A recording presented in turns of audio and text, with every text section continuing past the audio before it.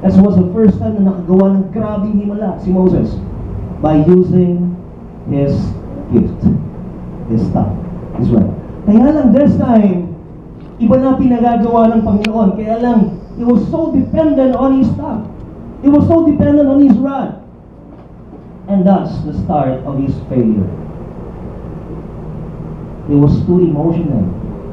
That is why his decision was affected by his emotion. Sometimes, mga asawa, minsan galit ho tayo.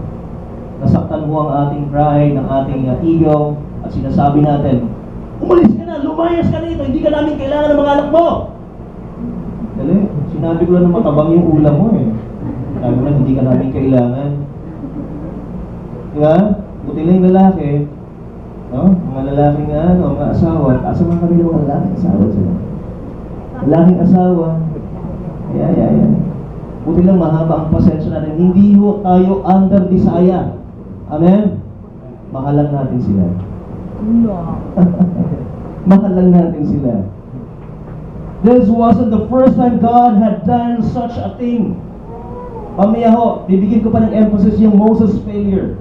Pero babanggitin ko na kagad ngayon yung Abraham's success. Paano nangyari yan? Tignan mo natin. Abraham was another example. Isaac was the fulfillment of God's promise to Abraham. You know what? Abraham, wala hong anak because Sarah was barren. And they never bore a child from the womb of Sarah. Pero sabi ng Lord, you know what, Abraham? I promise you that you will be the father of many nations. Your children will be as many as the stars in the heaven and sun in the seashore. And during that time, the Lord do His promise. Nung bumalik ko yung mga anghel, sabi niya, manganganak ka ng isang lalaki. Nanganak na nga, ayan na, lumabas na. Isaac was the promise of God. That was the most precious gift of God to Abraham.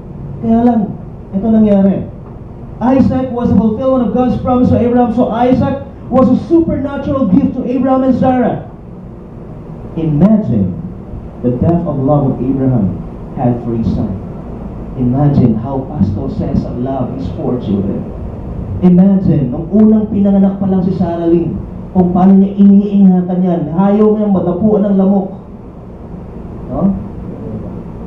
Lalo na, siguro ako, may anak akong babae, kahit huwag kayong ahawak niya.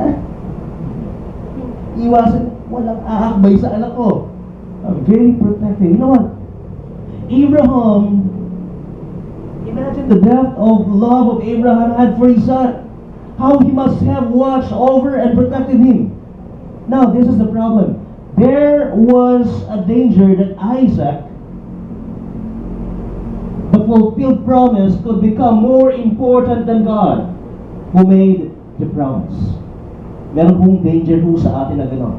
When the Lord bless you, when you ask God, Lord, please, give me this, bigyan mo ako ng gantong, Lord, give me a business. Lord, bigyan mo kami ng anak, Panginoon. Lord, bigyan mo kami ng financial blessing. Lord, kailangan ko ng ma-raise ako sa ng aking trabaho, maging tumaas ang rango ko sa trabaho. But there was a danger that your job, whatever na hiniling mo sa Panginoon, pag binigay na yan, it could become more important than God who had made the promise. Meron dito, Pastor, pag-pray niyo kami, sana magkaanak po kami. Nung nagkaanak, ayaw na magsimba. Ama na ayaw na magsimba. Pastor, yung anak ko laging may sakit, sinisipon, ayaw sa ingay. Pastor, ang gulo-gulo niya. Nahihiya ako, Panginoon, Pastor, nakabula-bula.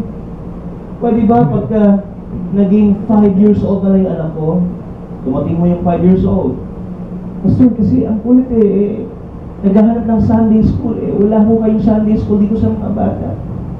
Sa bahay na lang kami. Naging 13 years old. Pastor, kasi may barkada na Alam niyo kung akong pastor, pag-pray ko, kunin ng Lord yung anak mo. Amen? Ganun yung sa trabaho. Nagkatrabaho. Pastor, may OT. Pastor, ang dami na rin bayarin. No? Simula nung nagkatrabaho na. Ang yabang pastor, 3 company umahabol sa akin. Ganon. Pastor. Sino-sino? Meralco, PLDT, Nawasa. Kaya pala, hapit na hapit. Habang ikaw ay naghahabol sa pera, ang pera magpapahabol sa iyo. Pero kapag ikaw ang naghahabol sa Diyos, the blessings will come after you. And sometimes blessing mag-overtake pa sa iyo. Hindi pa ubos yung kinakain mo, may parating na naman. Amen? Are you ready for that? Kung sabi mo, just listen and obey. Just listen and obey. Just listen and obey. It doesn't matter kung sino ka ngayon. Kung mahirap ka, mayaman ka ngayon, it doesn't matter with God. The question is, at what point in your life you are willing to listen and obey to God? So God put him to the supreme test. He called Abraham to offer the fulfilled promise back to him. Paano kung dumating sa point ng buhay nyo? Hihingin sa'yo ng Lord yung trabaho mo. Hihingin sa'yo ng Lord yung hobby mo. Hihingin sa'yo ng Lord yung pinakamahal mo na iniingat-ingatan mo. Hihingin sa'yo yung treasure mo. And are you willing to give it up? To offer that for a sacrifice for me? What a difficult decision, but Abraham made it. Pumasa po siya sa test. His trust and confidence in God were such that he knew he must be obedient to every command God gave him. Even it meant offering back his most precious gift. Alam mo, ganun tayo yung heart niya na yun. Meron akong video na isa na hindi na delete sa computer ko. Nung sinabi ng Lord kay Abraham yun, alam mo si Abraham hindi na mapakali. Halos hindi ho siya nakatulog magdamag kasi kinabukasan he needs to offer Isaac to God. Magdamag, wala hong tulog yung tatay. Yung anak ko, pinakamamahal ko. Kasama-sama kong tumugtog ng gitara. Kasama-sama kong kumain. Jollibee kami ngayon, hihingi ni Lord. Wow, Lord! Hindi mo naman, Lord. Pero you know what? Sabi ng Lord, sabi ni Abraham, Lord, if that is you who gave this gift to me, alam ko, ikaw din ang po-provide. Kaya nga, nung the time na gagawin na ni Abraham, nasasaksakin na si Isaac, he looked up. Sabi ng Bible, look up. Everybody look up. Sometimes when you look up, baka nandun yung sagot eh. He said, Lord, ano to? Buwis buhay na to, Lord! Ayaw mo na, magpapakamatay na ako! Lord, look up. Ay, Lord, ayun pala yung blessing. Ito na pala yun. Pupunta ka ng abroad. Lord, ito na pala yun. Muntik na akong tumalon. Sometimes you need to look up. And when you look up, there was a wrong. Ano sabi ng Lord, Abraham, you passed the test. I know you love me more than the gift. You know what? After that, blessings overflow. Abraham. Amen. Are you ready for that? For this 2014? Blessings will overflow. Yes. The Lord will test you. If you pass the test, you will have that all abundant blessings in your life. Point number 3. How about you? Moses failed. Abraham passed. The question is, how about you? Paano kung ikaw naman ang i-test? Would we pass the same test in this generation? Alam mga young people ngayon, yung mga gimmick natin. Ako natutuwa ako sa akin, dami raw ng Friday nyo, ano? Lord, ito na yung mga kabataan, nagsisimula ng gumalaw. Nagsisimula ng lumabas sa box. Akala kasi natin pagkabataan, dapat dito ka lang. If you want to enjoy life, go out to the world. Hindi na alam, even a Christian can enjoy life with God. Amen? Just go out from the box. It is interesting today how often we hear the words, my ministry. As a Christian, we honestly own nothing. Everything we have belongs to God. Sinasabi natin, this is my ministry. Church ko to. Sinasabi natin, ito, cell group ko to. Ang ganda. Worship team ko to. Ako ang leader dito. Uy, sabi ng Lord, wala kang pag-aari kahit isa. Amen? We own nothing.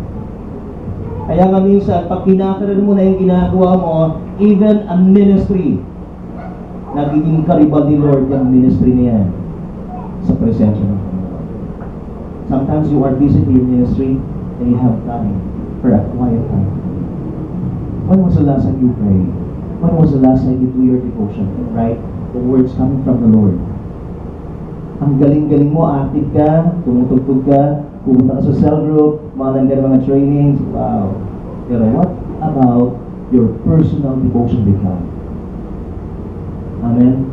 Kaya naging successful sa Abraham. He was so intimate with God. Amen? And the time could come when God asked us to leave a position in the ministry, to do something else, to start another ministry, the real ministry. Are you willing to give up your position? Ilang taon ho ako sa worship team. Akala ko ho, pag hindi ako tutugtog, hindi na magiging maganda ang worship team. Sabi ng Lord, sino ka? Who you? Mukha ka dyan. Hindi ikaw ang bida dyan, ako ang bida dyan. And I sat down and allow people, young people to do the worship. Kinarin ko ho ang pagka-disciple, kinarin ko ang pagiging pastor. That is why the church nagkaroon po ng growth sa simbahan. Amen. And the same growth, ito po ang share namin sa inyo. Sabi nga, parang hindi mo nawala si Pastor Cesar. Amen? Kayo yung kanyang mga bunga. Kayo yung mga somebody, kaya lang somebody needs to sacrifice. Unless a kernel falls to the ground and dies, it will remain single. It will remain a single seed.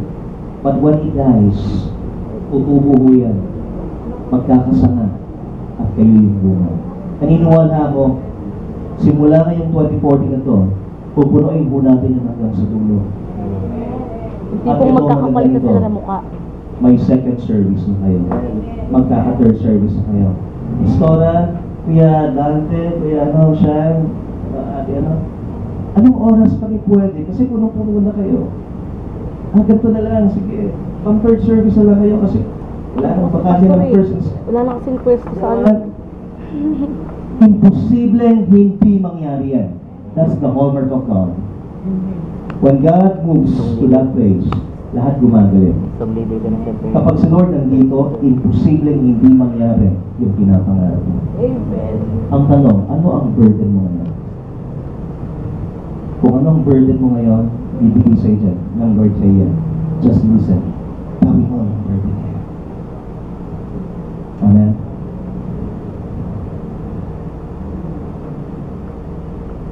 One last. If we have reached the point where we are not willing to obey, then we fall short of Abraham's success, and we are guilty of Moses' failure. If you are not willing to obey yung sinasabi ng Panginoon sa iyo, then you are fall short of Abraham's success, and we are guilty of Moses' failure. May pangarap ka, kasi ng Lord sa iyan, hindi mo mararating yan. Because you failed. If you want success, you obey God. Sabi ni Abraham, Lord, I am willing to give up my best son, my only begotten son.